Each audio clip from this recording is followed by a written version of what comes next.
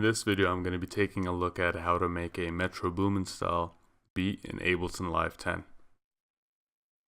I've set my BPM to 173, which is pretty much 86, 87 BPM at double time.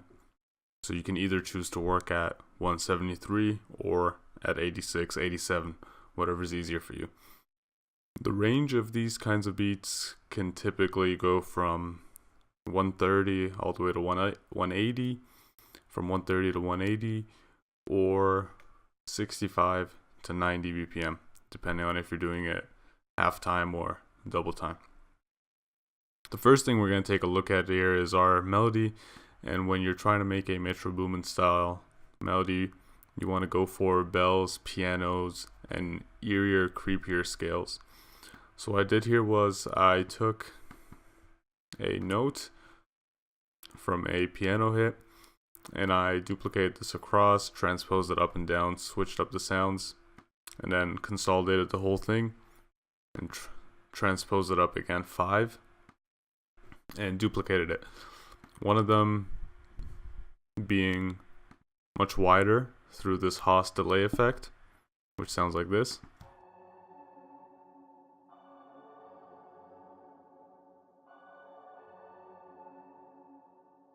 And as you can see, even though here we have a whole entire section with no audio because of the heavy reverb and this Haas delay, it really bridges the gap from note to note. Because here what I did was I had to apply a fade on every single note. So as you can hear, it just cuts out abruptly. But with this reverb delay layer, it sounds like it flows perfectly into the next note.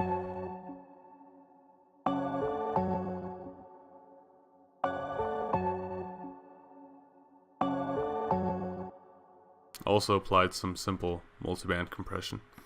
Now to the whole entire group, I applied trash and vinyl. Trash just to distort it a little bit, make it a little louder in the mix, grittier, and give it some texture. And vinyl just to apply this warp depth effect at only 22%.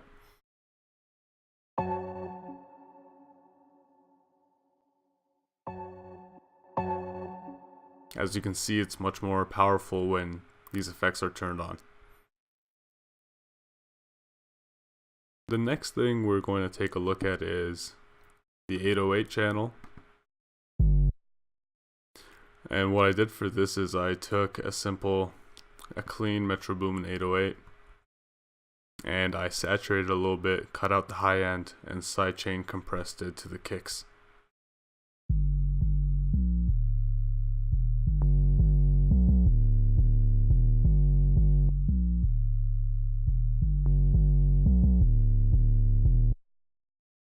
As you can hear, the saturation really makes it pop and fills up the low end, makes it a lot louder and thicker.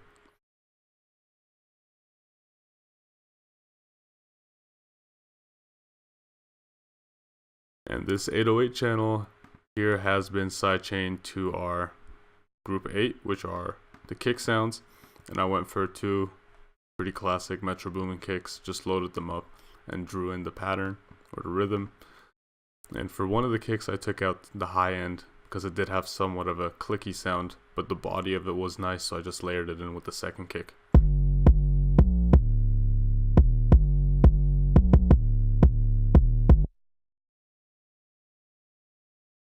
The next thing we have here is our snare.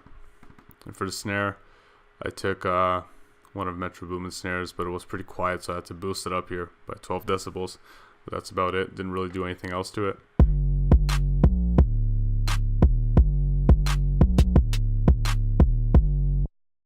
And this is the off snare that we have here. A very snappy, quick snare, not too much of a tail, nothing. Just very short, snappy, and pierces through the mix by itself.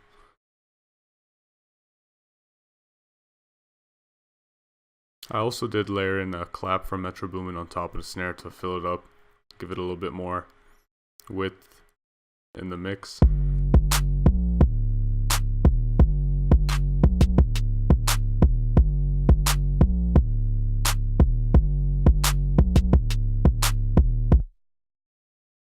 as well as a fairly simple hi-hat progression, where only on the first note I've cut the notes in half and doubled them up, as well as here at the end, near the end of the second and fourth bar, also adding a little triplet progression in the fourth bar, and just looping this across.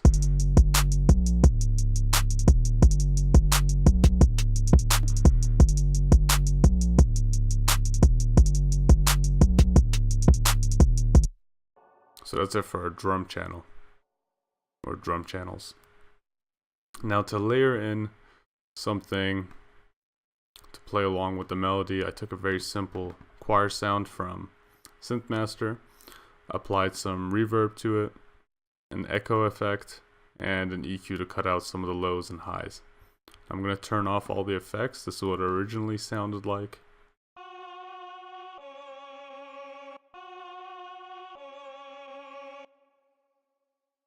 And this is after I've added all those effects.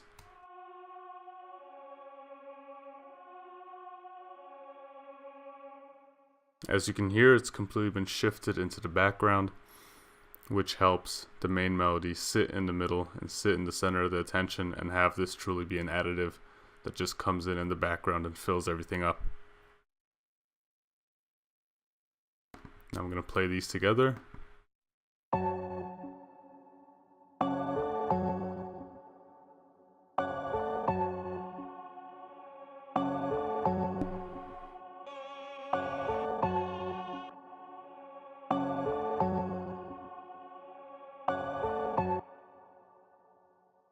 That's everything to it.